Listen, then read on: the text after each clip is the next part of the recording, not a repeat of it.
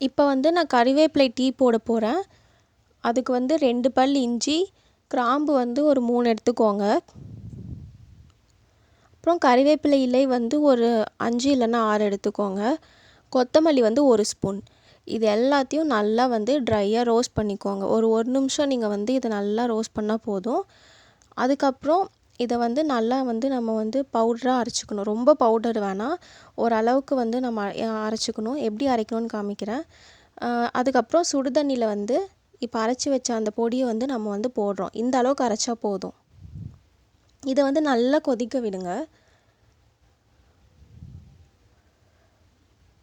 அதுக்கப்புறம் டீ தூள் வந்து 1 ஸ்பூன் போட்டுக்கோங்க. இப்போ நான் வந்து ஒருத்தங்களுக்கு தான் நான் டீ போடுறேன், அதனால் நீங்கள் வந்து 1 ஸ்பூன் போட்டால் போதும். இது நல்லா கொதித்து வந்ததுக்கப்புறம் நாட்டு சர்க்கரை வந்து நீங்கள் போட்டுக்கலாம். அது வந்து ஒரு 2 ஸ்பூன் போட்டுக்கோங்க.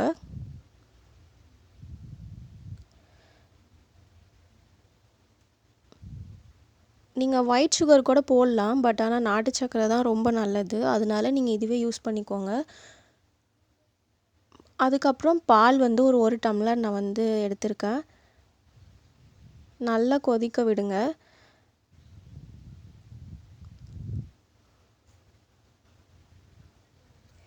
இது நல்லா பொங்கி வந்ததுக்கப்புறம்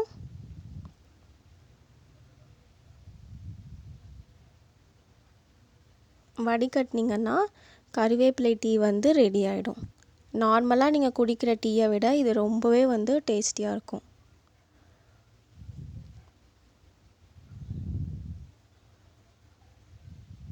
ஒரு வாட்டி ட்ரை பண்ணி பாருங்கள், கண்டிப்பாக உங்களுக்கு ரொம்ப பிடிக்கும்.